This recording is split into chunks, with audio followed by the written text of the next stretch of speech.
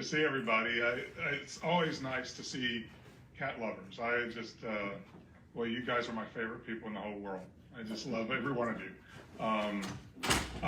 My name's Tom Kirby, and I am I'm certified in applied animal behavior. I choose to focus on cats just because I love cats. And the reason why, pardon me, the reason why I chose cats is because, you know, they're basically still wild animals. They're little pieces of nature that are in our homes, you know, that unlike dogs have been bred for very particular behaviors for 10,000 years. And their behaviors occupy fairly narrow lanes from breed to breed. And cats just have never been bred for behaviors. They still have all of their wild instincts are intact. And if you were to examine their DNA, you would find that the cats in your homes are, you know, virtually identical to African wildcats in terms of the species and their genetic makeup.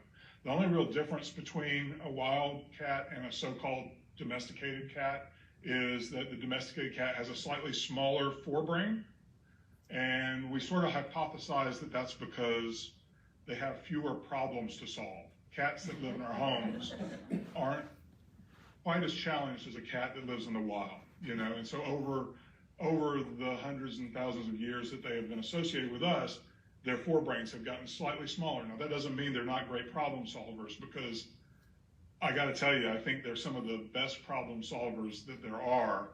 I have been outwitted by many cats in my time. So, you know, they're smarter than me in some cases. But what we wanted to talk about tonight, I just want to first thank Stephanie and the Friends of the Animal Center Foundation for inviting me to come talk to you guys tonight, because we're really in a lot of trouble in this country in terms of cats, and we're getting better, but we still have some problems. I wanted to share some information with you here before we get deep into this. There was a study, and as luck would have it, the study was published on the 9th of January of this year, brand new study, about when and why cats are returned to shelters. And the study discovered that every year in the United States, an estimated 3.2 million cats enter shelters, and about 66% of those are adopted. Now, if you do the quick math, that leaves over 1 million that are unadopted. Now, of that 66% that are adopted, though, some of them come back. In the study, 11.7% of adopted cats were returned, and that's really the focus tonight of what I wanted to talk to you about, is sort of the big problems, the reasons why cats get returned, and what can be done about those big problems, the way we can address some of those things so that fewer cats get returned, because it's hard enough to adopt a cat out. Boy, it's really tragic when that cat comes back. When you've put all the time and effort and resources and got the adoption completed, and then the cat is in a loving home, and then for some reason that cat comes back. Now, according to this study, they came up with 11 reasons. I have more than 11, just because they lumped behavior, all behavioral reasons, they lumped together as one thing called behavior. And as we all know, that's a fairly intricate set of things end up under that category. They said 25.56% were returned for behavioral reasons. And that's probably right. So on my list, and these are just things that I've come up with from the time that I've spent working with rescues and clinics, and I've worked with quite a few across the country over the years. I've come up with 15 things. Of those, about half of them are behavioral, and those are the things we'll really talk about tonight.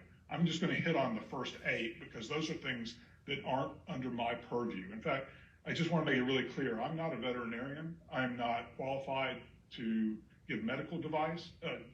advice.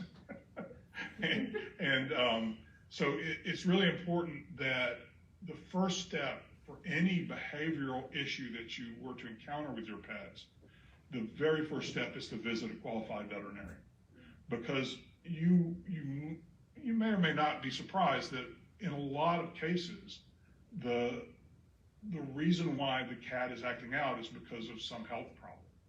And so the sooner you can get to the bottom of that, the better. Now, unfortunately, we have sort of trained our veterinarians in this country to not dig into problems, because digging in means doing lots of tests, and lots of tests cost lots of money.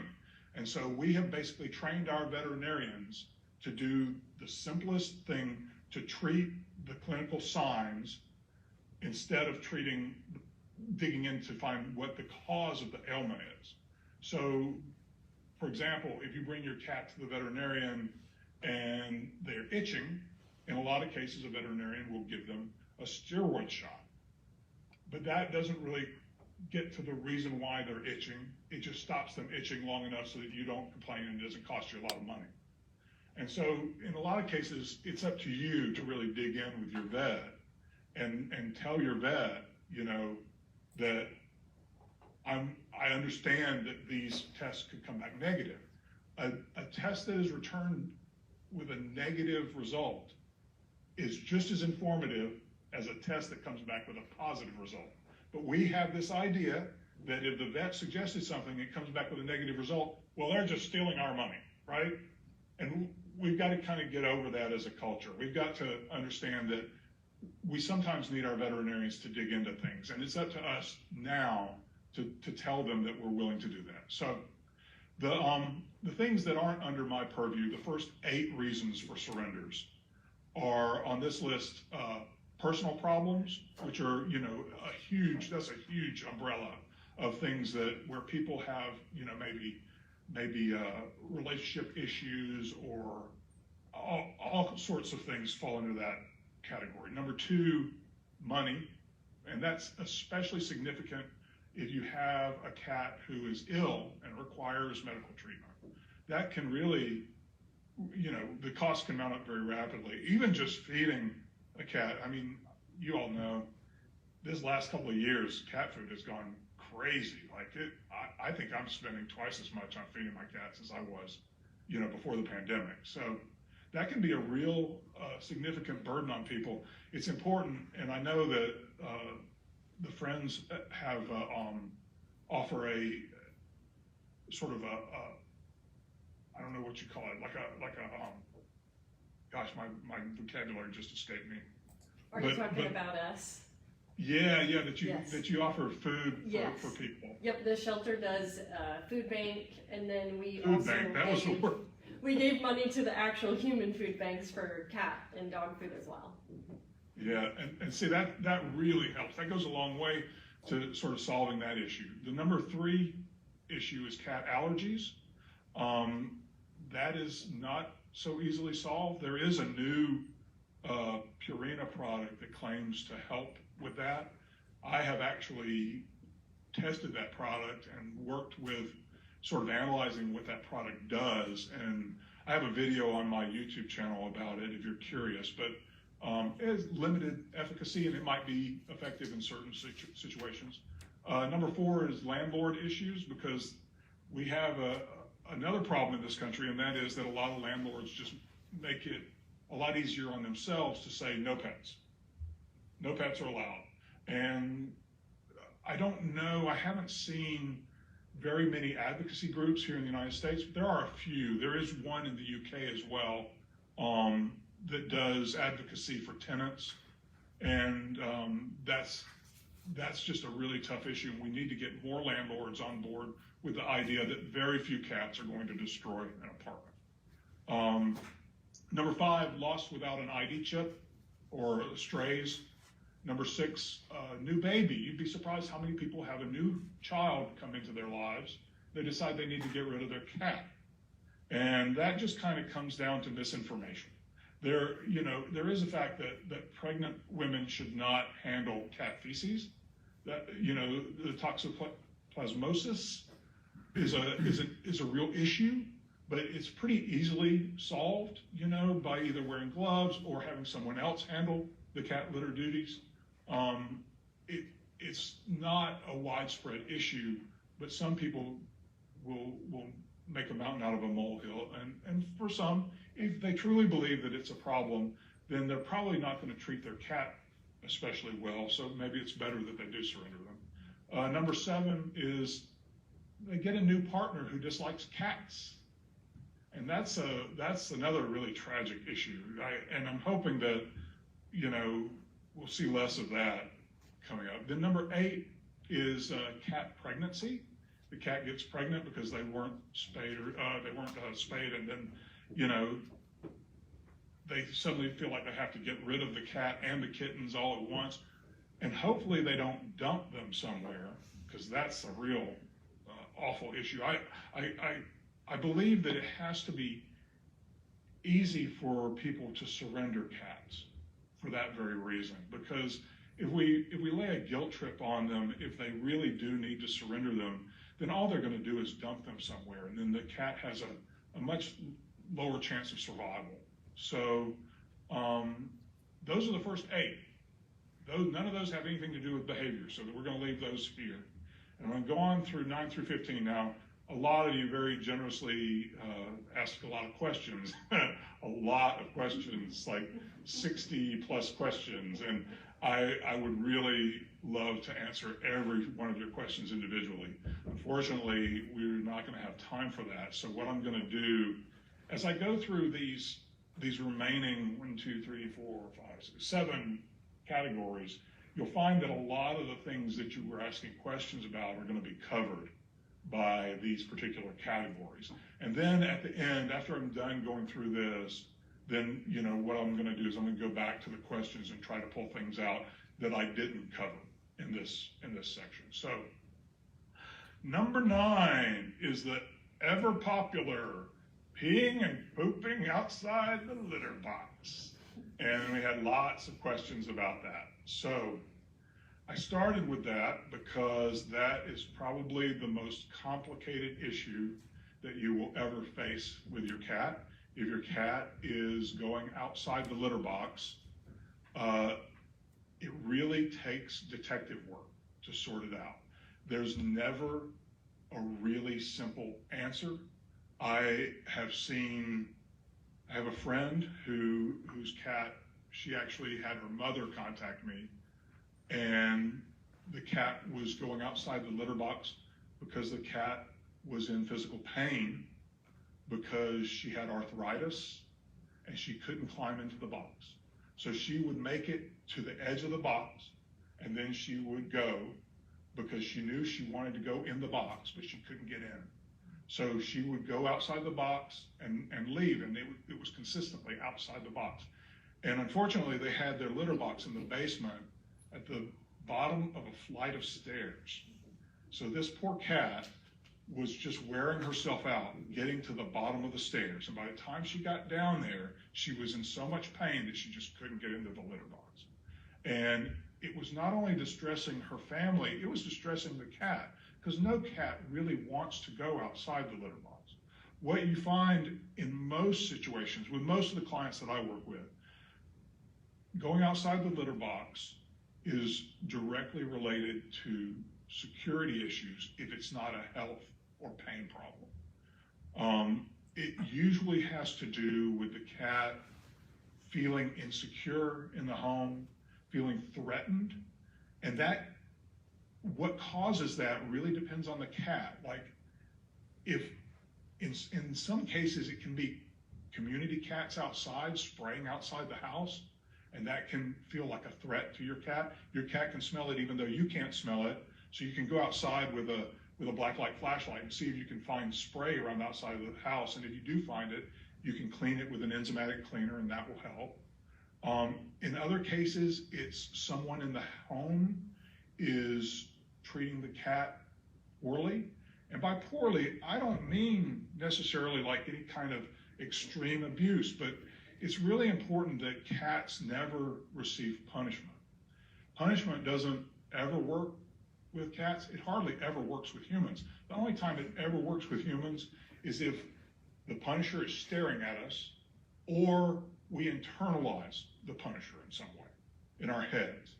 Otherwise, it just doesn't work. The example I use in my consults is when you're driving and you're speeding and you pass a cop car, you slow down for a minute till you're sure they're not following you, and then you pretty much pick up speed again, because seeing the police officer doesn't change your desire to get where you're going faster. So, it's really important that you not ever punish a cat. Everything that you want to change in a cat's behavior has to be done through positive reinforcement. And I firmly believe that everything that you want to change in any cat's behavior can be changed using positive reinforcement. I'll follow up on this a little bit more in depth later, but using positive reinforcement to change something, it does take a little bit of extra creative thought. I mean, it's a lot harder to do than saying no, but saying no, all it does is hurt your cat's feelings. All it does is make them feel threatened by you. It can really damage your relationship with your cat. So, why do something that makes you feel bad, it makes them feel bad, when you can do something, that's constructive, that makes everybody feel good in the long term. So with peeing and pooping, part of the issue is security, and it's a long list of sort of recommendations that I usually have to beef up a cat's security. Foremost on the list, though, is giving them choice in their lives, giving them agency over their own lives, where you don't forcibly try to make them do anything. Because who wants that? I mean, you don't want people telling you what to do, right? I mean, no cat wants it either.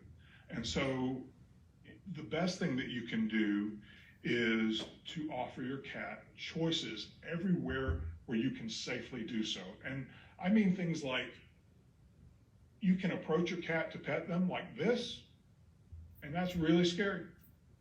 Now they get used to this coming at their head like this because they learn that they can trust you, and over time this becomes less threatening. But if you had a new cat that didn't know you very well and you come at their head like this looks like a claw. This is like a cat with their claws extended coming to attack. But you can offer them the knuckles of your hand, let them come that last couple of inches and tell you, yes, I'd like to be petted. Yes, I'd like to be petted. Here's where I'd like to be petted. And they'll move their head where they want you to pet them. And that's just giving them a choice in the matter. It's not treating them like a second-class citizen. It's like, what do you want to do? And if you offer your hand and they turn away or they do something else, then that's okay. They've made their choice. And allowing them to make that choice is huge. It makes such a huge difference in their lives. The same thing goes with like all of the resources that they have access to give them choices is really important. So like in this case where we're talking about litter boxes, I've had people that like to put all the litter boxes together, side by side. Maybe they read that you need one more litter box than cats, because you see that in a lot of the literature. But what happens is that literature doesn't explain why. Nobody ever tells you why should you have one more than cats? Because it doesn't really make sense if you think about it. If you have 2 cats and 2 litter boxes, there'll always be a litter box open, right? But the difference is if you have 2 cats and 3 litter boxes, there's always a choice. The first cat can be in litter box A, and then the second cat still has 2 litter boxes to choose from. That's why you want one more than there are cats. And so choice, if you start looking at their world from the point of view of choice, then that will help you to make them feel more secure overall. And you would be surprised at how many of these peeing and pooping incidents are actually associated with a variety of different things that you start chipping away. It's like a brick wall. You start, okay, I'm going to offer them choice for when, they go to the litter box. Here's one brick. I'm going to take this brick down. Now I'm going to offer them choice when they get petted. That's another brick. And it's a lot of little things like that add up to a lower stress level, because what's happening when a cat goes outside the litter box, they are expressing a need that they feel that their territory isn't their own. They don't feel safe or secure. So if they pee outside the litter box, they're letting their smell fill the space so that they feel better. They feel more like this is my territory now. And if they poop outside the litter box, we refer to that as middening.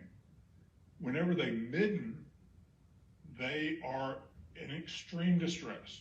That is a huge red flag that they are extremely upset, and either they have a health problem or they have, an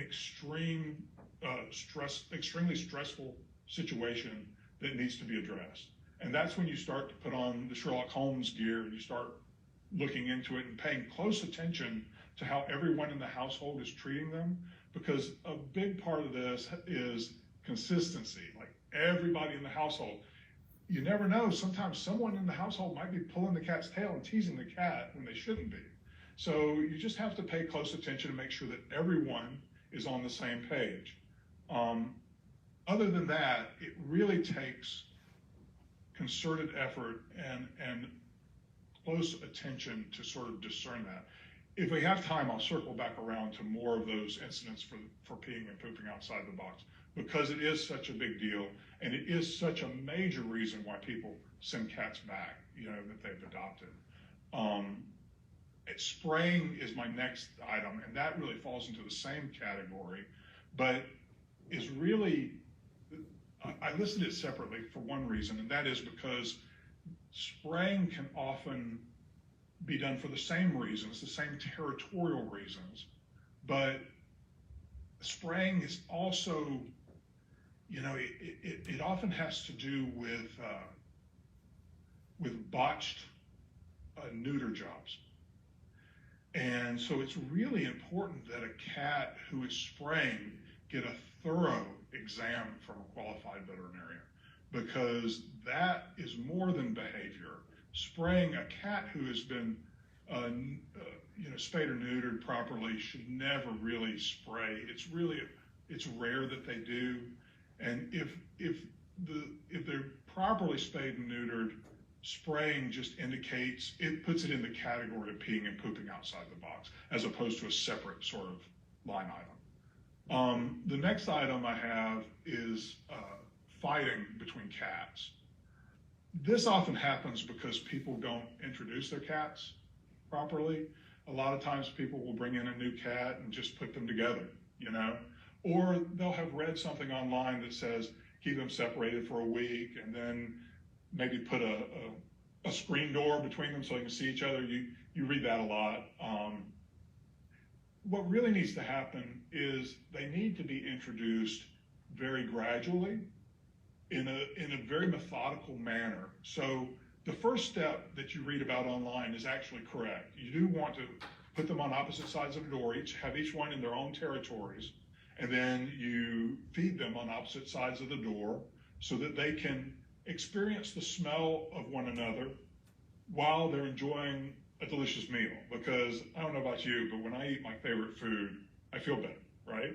So whenever a cat is eating their favorite food, they feel better. It changes their emotional base. And so if you can feed them on opposite sides of a door for a week or so, and both cats, they know there's another cat on the other side of the door, and they know that they can smell them, they can hear them, they can look under the door, they can see movement. Some cats won't let you feed them right up close to the door, so you have to kind of back the bowls away and sort of slowly over the course of time, kind of moving closer. But the idea is to give them a very safe way of experiencing the smell of the other cat so that they associate positive things with it. I mean, everybody has heard of Pavlov's dogs, right? That's classical conditioning, and that's what we're doing is classical conditioning. We're associating a delicious meal with the smell of this new cat or cats, both for the newcomer and for any cats that might already be in the household. So after that week or so that takes place, the next step is to basically sit in the doorway. You become the door, okay? And you, basically what I advise people to do is to offer treats to each side of you.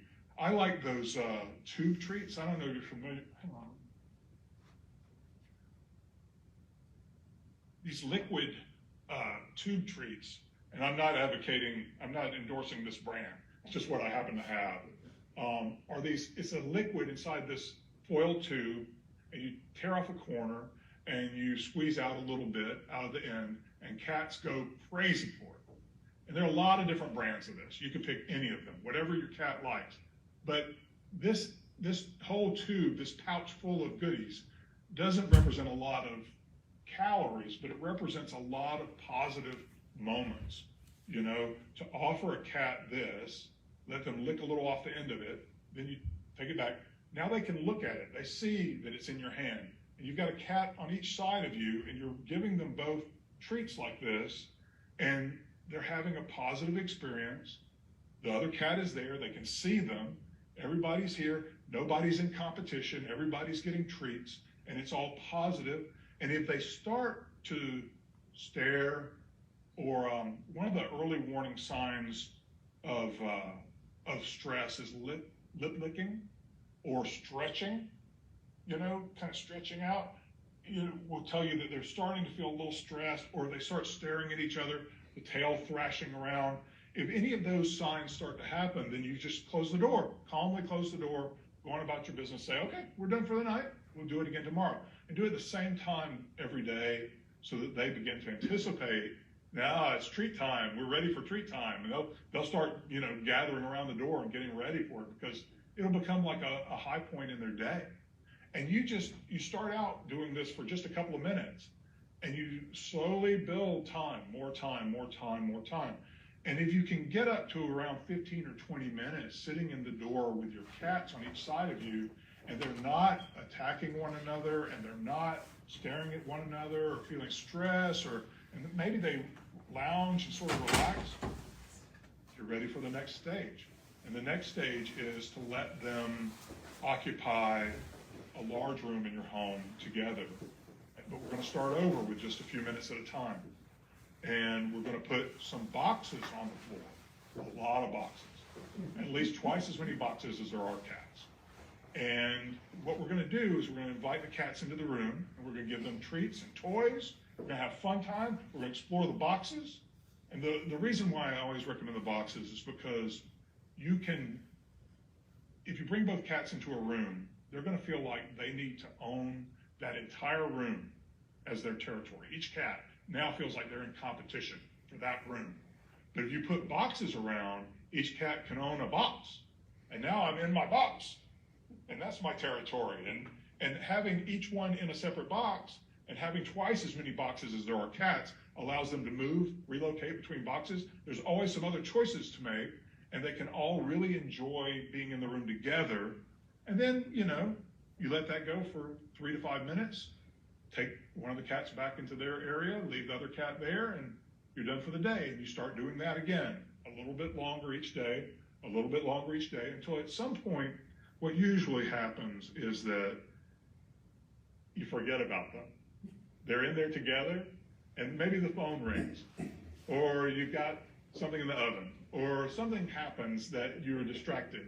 And suddenly you realize it's been several hours and they've been in the room together for that whole time.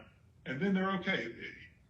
It's also really important while they're interacting that there's a model that I like to use, and I've yet to come up with another word for it, but I call it being the constable. It's really important when you're dealing with cats to really approach them like not as a police officer. You're not trying to catch someone doing something wrong and I'm going to get you, I'm going to punish you. It's more being a constable. And a village constable back in the day was someone that pretty much had a lifelong position where what they did is they paid close attention to everyone, what everyone was up to. And they would try to anticipate if someone was on the road to trouble. And they would try to fight them off before they got into trouble. So they might even notice when, kids growing up, they're like, oh, that's one to watch. That's one that might get into trouble later. and I'm going to keep an eye on them and try to keep them from getting into trouble, as opposed to just waiting around the corner and watching and waiting for them to do it, and then I'm going to get you, you know? And that's the way you have to be with the cats, is be real calm and cool. Be cool about it. And like, if you see two cats sort of starting to eye up one another and stare at each other, just happen to get in the way. Oh, I just happen to be walking over here to pick up the remote control, you know, like I'm just going over across the room. Don't make a big deal about it. Don't be like, Shelley, stop. You know, that doesn't help anybody. That just adds more anxiety to the situation. What you want to do is just sort of break up that energy beam that's going between them. You know, it's kind of like if two guys are at a bar, you know, and they're doing the "you looking at me" thing, you know, across the bar. The constable is going to be like, "Hey, I'll just buy you both a beer. Let's just have a good time. We're all here to have a good time," right? And that's really the energy that you have to have with these cats. So that's really sort of the key to fighting.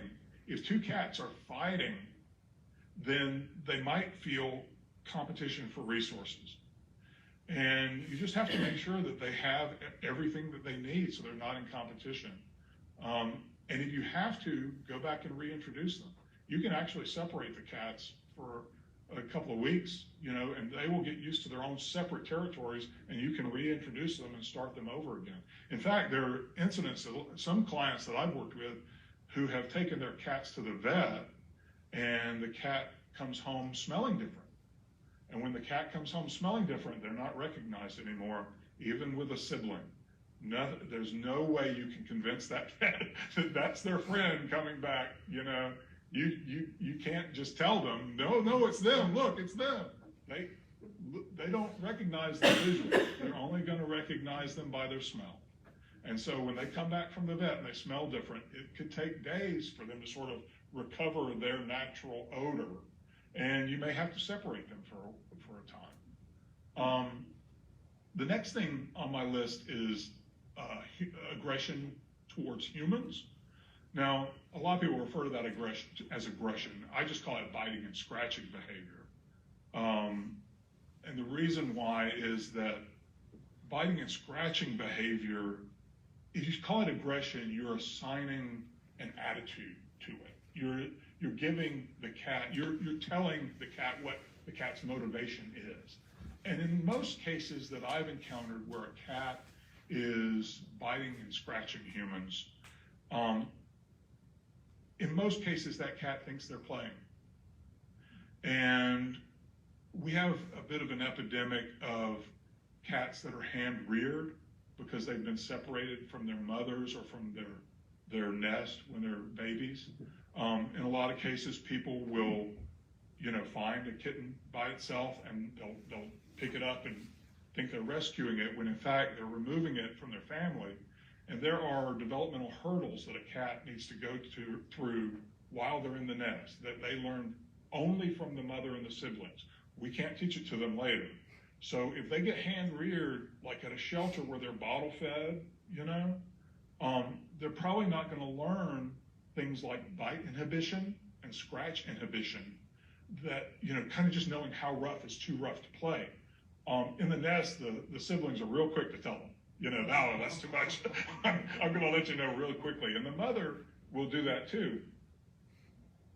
So, the mother will generally speaking, will sort of hold them down by the head and just sort of gently keep them in place until they stop playing so rough. But we can't do that as humans because unlike what you might think, they don't think of us as large cats and they don't think of themselves as little humans. They know we are giant predators who can destroy them. And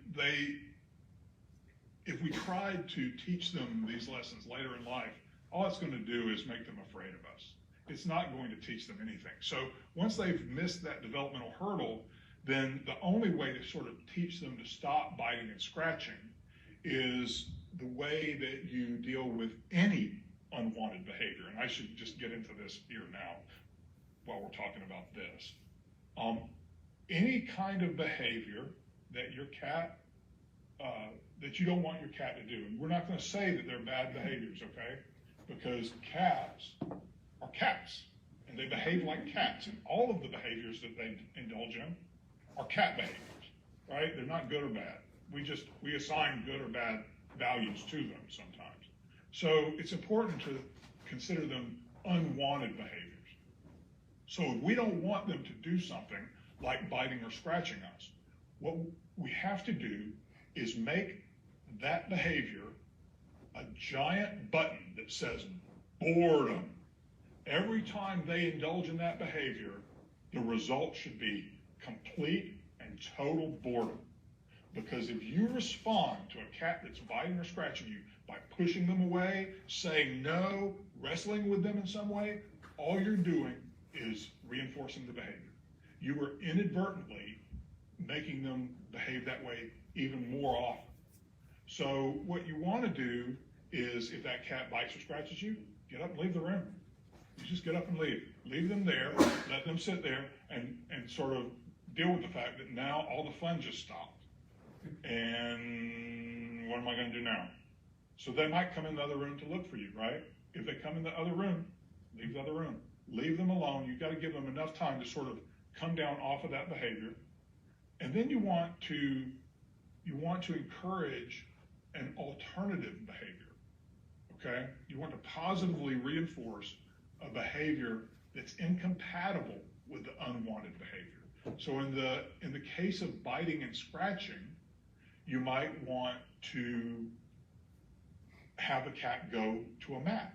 So you can have like a placemat that you sit on the floor, and you can train your cat to go to the mat. I use clicker training, and I'm not going to get into clicker training techniques here today. We may do another webinar later on about clicker training. But I do have a video on my YouTube channel about clicker training if you're curious. But you can train a cat to go to a mat. Now, if the cat goes to the mat, they can't be biting and scratching you because the mat isn't right next to you. You put the mat on the other side of the room. And then you positively reinforce every time the cat goes to the mat. And pretty soon, the cat has two options now. If they bite you, the result is boredom. If they go to the mat, they get praise and attention and treats. Now, which one would you choose if you were the cat? Pretty soon, you make the choice yourself. You don't have to force the cat to do what I want you to do. You basically convince them, no, this is a better deal for you, right? Like, it's just a lot easier for them to choose that if you positively reinforce it. So that's how you deal with any unwanted behaviors. If they wake you up at night, if they crawl on your head in the bed at 4 o'clock in the morning, if they try to get you to feed them, if you get up one time, it's over. Because you have reinforced this for quite some time. In fact, mammals all have what I refer to as a sporadic reinforcement, where if we get reinforcement from time to time, it will be heavily reinforced. That's why casinos exist, okay? If you see someone win, or if you win once in a blue moon, it will make you hungry for more. And they know that. People that create gambling games know exactly what they're doing. They hire a lot of psychology people to help them work that out. So it's very important that if a cat jumps on your head in the bed at night, you have to have a will of steel. You have to cover your head with the covers and pretend like it's not happening, and it's going to be several nights of horrible sleep for you. But if you can get through it, and give them another place to sleep, give them a new cat tree in the bedroom, or give them a folded fleece blanket and make a big deal about it. This is a better place to sleep than on the bed. You can go sleep over here. Give them, positively reinforce an alternative, and you'll see results, I promise. I'm eating up time here, so I'm going to move on. The next category is excessive vocalizations, and we had a couple of questions about that, so I want to make sure I touch on this. In a lot of cases, cats who vocalize a lot, especially in the middle of the night, are senior cats. Senior cats can reach a point where they have sensory deprivation, where their hearing is going, and they don't know, they can feel that they're meowing, but they can't hear it, and it's confusing to them. So they'll just meow louder and louder and louder because they can't figure out what's going on. Something's wrong, and they don't understand what's happening. So that's something that you need to deal with a veterinarian. But you can also treat that as an unwanted behavior and positively reinforce them being quiet. That when they're quiet, they get praise and treats. If they're making noise, then you ignore them. It results in boredom. In the wild, cats generally don't meow to one another. They meow between mother and kittens, but not between cats, adult cats. And they learn to meow to us because we respond to it. So if we respond to it, we are positively reinforcing it. And now we've started a cycle where they're going to do it more and more and more. And if they do that at mealtime, and if you don't want them around mealtime, don't feed them when they're doing it. You have to wait for them to be quiet. And if it takes an hour, if you feed them an hour late, that's okay. Whatever you need to do to show them that they will not get what they want while they're then you can change that behavior. Destruction of property is the next item, and that's usually scratching furniture. That sort of thing can be dealt with in a similar fashion, although scratching has sort of three. I just did a video about how to pick a scratch pad. Scratching has three components. They're pulling the nail sheaths off when they scratch. They are scent marking their territory.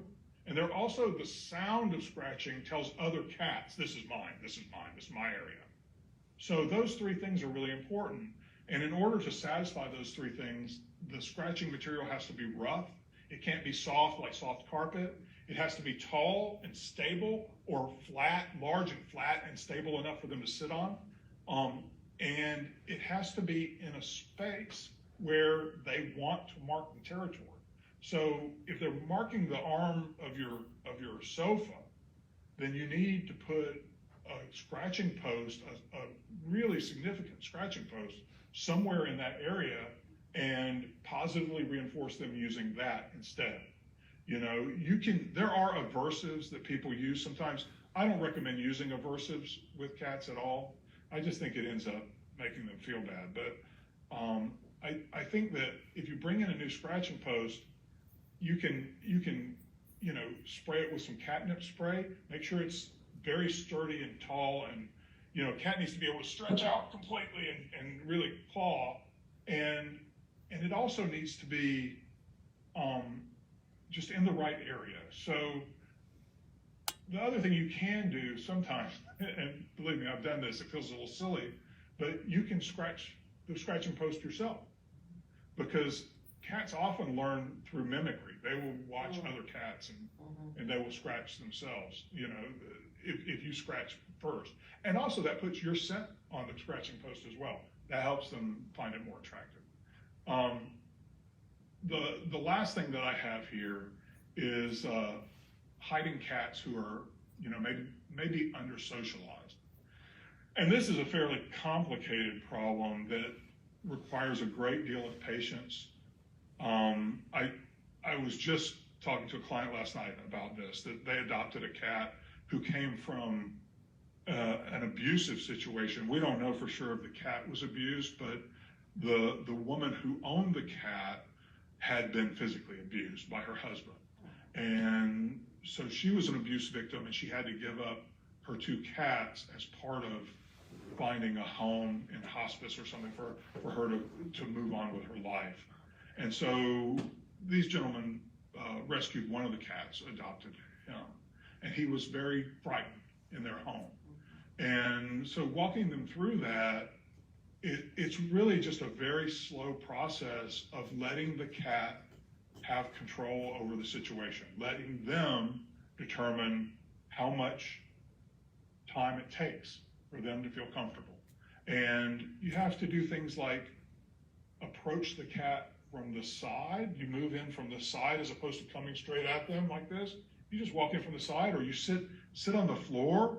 One of the things I recommend doing is reading aloud to them, because it gets them used to hearing your voice in the room, because cats didn't evolve to live in a world with walls, and the walls put a certain amount of societal pressure on them, because the only tool that cats have in their toolbox for dealing with conflict is avoidance.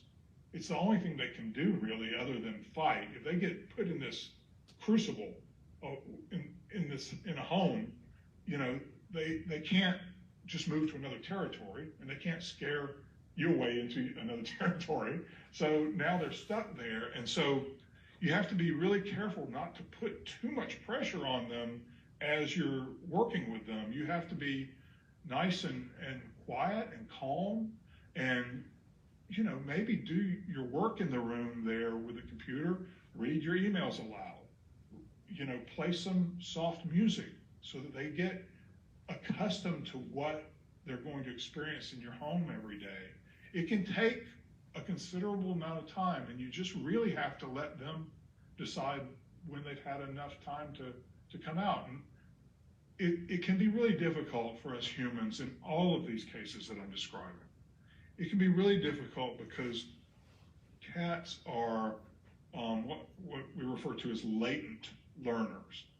And that means that they are learning all the time. They are absorbing information all the time. They know more about you sometimes than you know about you. They know every detail of what you do, when you do it, why you do it. They know when you're the least bit agitated. They know all these things because they're extremely observant, and they are paying attention and learning all the time. But cats don't feel the need to explain to us, yes, I've learned that. Yes, I get that. Okay, I got it. They are just going to be, I'm soaking it up. I'm learning it.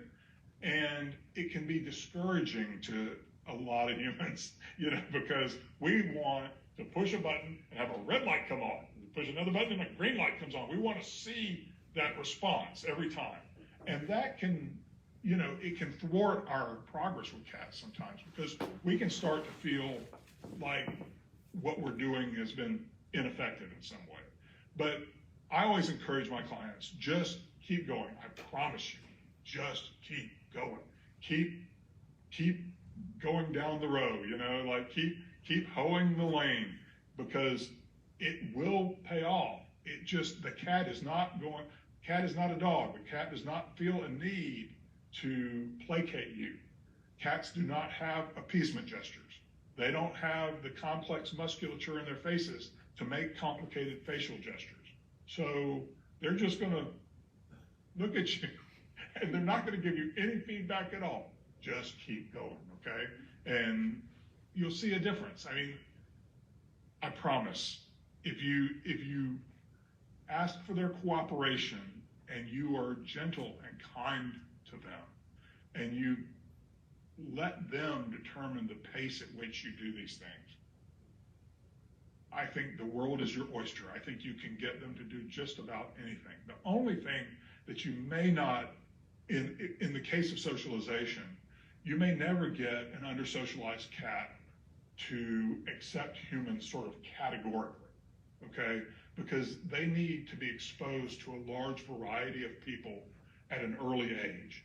During early socialization, they need to meet men and women and tall people and fat people and skinny people and like all different types. And so in some shelter situations where under-socialized cats are isolated, that process can take place as long as it's caught early enough in their lives. But even for some cats later in their lives, it's possible to make headway in that regard. But in your home, I know, for example, when I was living in Los Angeles, I lived in a very small apartment for many years. And I didn't have a lot of people over all the time. And consequently, my cats are not super sociable. They were when I adopted them. But now they've kind of gotten used to just me being around them all the time. So friends come over and they kind of go hide, and that's okay. I make sure they have everything they need in their safe zone. And that's part of this too, is making sure that every cat has their own sort of safe zone. And if they go there when they're afraid, that you treat them as if they're invisible when they're there. You treat them as though you can't reach them. They've gone into an alternate dimension and they've just disappeared from sight. And that will help them to recharge a lot faster. Kind of deviating from my thing. I think that's everything on my list. So, Stephanie, how are we doing on time? We're good. Okay. So let me go down this list of questions, because a lot of these things I addressed already. But I wanted to address some of the unusual things. Like, a couple of people asked a question. Natasha and Rachel Larson both asked a question about a cat grabbing toys and holding them in their mouth and meowing. Just, with the cat with the toy in their mouth, or carrying the toy around. That's fairly common with cats. I have to say, no one has ever been inside the mind of a cat, okay? So all these kinds of things we hypothesize about, and we base it on observation of not only cats, but of other mammals, because it's all a continuum. It's all, subtle gradations. Like, for example, cats have the same sets of emotions that we have, just on a little bit simpler level. They're not quite as intertwined. And cats also don't spend a lot of time dwelling on things in the past or anticipating things in the future. They're in the moment, and the emotions are in the moment, and they let go of things. It may take them an hour or two, but they will let go of things if unfortunate incidents don't repeat themselves. They'll think of it as just a one-off and they'll forget about it eventually. But in the case of cats carrying their toys around and meowing, that really is, in my opinion, is just a case of them treating the toy as if it were offspring. Cats will often move their offspring around.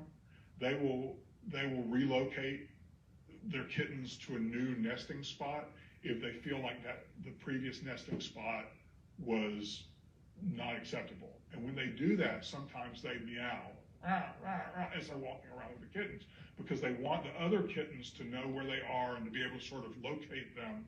And it's just the whole process. That's what it entails.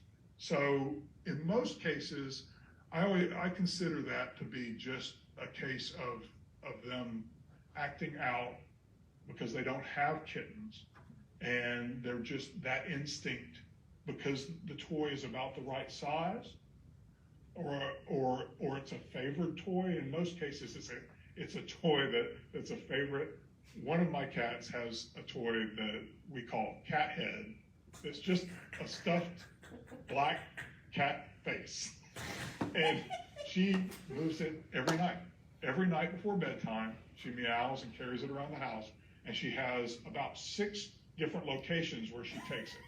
And I've actually taken pictures of it at each location because I wanted to start tracking how often she goes to each location. And she does a roundabout at each location. So it's very similar to the way cats will change sleeping locations. You know how they'll periodically suddenly move to another location in your home? That's because they want to stay safe from predators. Now, there aren't any predators in your home, but it doesn't change the fact that they still have that instinctual drive to relocate to another spot, because if you stay in the same sleeping spot every single night, it will accumulate more of your scent, and it will make you more vulnerable because there will be one spot every night where you can be found. So by rotating among several different sleeping spots, it actually makes them safer. That's what we think anyway. Let me get on down this list. There was a woman, and I'm sorry, I'm going to butcher your name, Sneha, who asked, how do we manage over-grooming? Over-grooming is very frequently related to one of two things. Either it's stress-related, which we kind of talked about before, kind of addressing lowering your cat's stress level, or it's related to internal medicine, like kidney problems or bladder problems cats will often overgroom an area in an effort to soothe pain. So they're feeling pain somewhere inside their abdomen. They might suddenly start overgrooming their belly. But it can also, there's one other aspect, and it's not directly related to stress, but it's in the same ballpark. They can also get bored and they can start overgrooming. So to treat them, I generally say visit the vet first. That's starting to sound familiar? Always visit the vet first, and show them where the cat's overgrooming, and they can do X-rays. I know this firsthand because one of my cats just was overgrooming last year, and it turned out to be a kidney infection.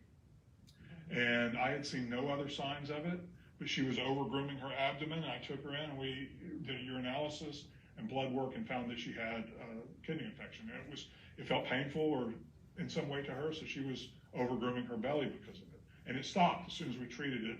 We put her on antibiotics, and it was gone, and she stopped overgrooming. But for stress, it's a little bit more complicated, and for boredom, it can be a little bit more complicated. I did have a cat at one time who overgroomed because she was at home by herself all day. And all I did to solve it was I put on some soft music for her all day. And that was enough to change the environment. The environment changed. I put on cats, in my experience, like soft harp music, if you can believe that. And don't ask me how I came to that conclusion. I tried a lot of different music. And I just put harp music on repeat at home all day when I was gone, and she stopped overgrooming. And you can do the same sort of thing with cat videos on YouTube. Some of those are 8 or 10 hours long now, where they're loops or whatever, where you can have bird feeders and things like that, or there are some with deer feeding and just outdoor scenes. If your cat doesn't have enough going on outside the window to entertain them during the day, you can leave a TV on during the day, and that can actually help to alleviate that. Let's see, is there anything else? I know we're about out of time. Dave Middleton asked, what kind of play with cats is best for bonding, exercise, and fun? And I will say that the best thing you can do is interactive play sessions where you're using a toy. Never use your hands or your feet as toys, because that's going to result in some bad behaviors down the road. But use a toy like prey. Playing really is just getting hunting activity out. The cat needs to hunt every day. And so they've got an instinctual drive. If you don't play with them every day, they're going to feel frustrated and thwarted. They're going to find something else to hunt. They might hunt your blinds, or they might hunt your furniture. They might hunt pillows in the house. They might hunt you, or another cat. They're going to find something to hunt because that's what they do. That is what they were put here to do, So you have to play with them in a way that emulates the way prey moves. That's why motorized toys, battery-operated toys are not really a good idea, because they have a mechanical motion that becomes predictable. Even if it doesn't seem predictable to you, cats are very sophisticated at analyzing movement. And so that toy moving kind of looks like it's moving sporadically. They're like, yeah, that's not real. We know that's not real. We're not going after that. And so they really need people to interact with them and maybe drag the toy. It's important to drag toys around corners. That's very stimulating. Where did it go? That's what prey would do. It would go and hide around a corner or under a comforter or under a piece of crinkly brown paper or whatever you have. Just make sure that you emulate the hunt and give the cat something to hunt. My absolute favorite toy that I think I mentioned to almost every client is a toy called DeBird, spelled D-A-B-I-R-D. And DeBird looks like every other wand toy you've ever seen, but it's not. It's got feathers in sort of a shape like they're rigidly attached to one another, and then they're on the end of a string on the end of a wand. And it's about a 3-foot long string and about a 3-foot long wand. So as you wave this thing around, what happens is the feathers spin like a propeller, and they make this kind of sound as they spin through the air. And it's like, to a cat, it's like a bird is in the house, and I've got to get it. And I've seen cats, lazy cats, leap 6 feet into the air to try to get this thing. Like, it is so super stimulating. And you don't want to leave it out because, you know, they could chew it up, and they do sell refills, extra little feather portions, because it will get destroyed over time. But it's by far the best toy that I've ever found. Now, you also asked, Dave, you asked about bonding, and I would say that the playtime does help to bond.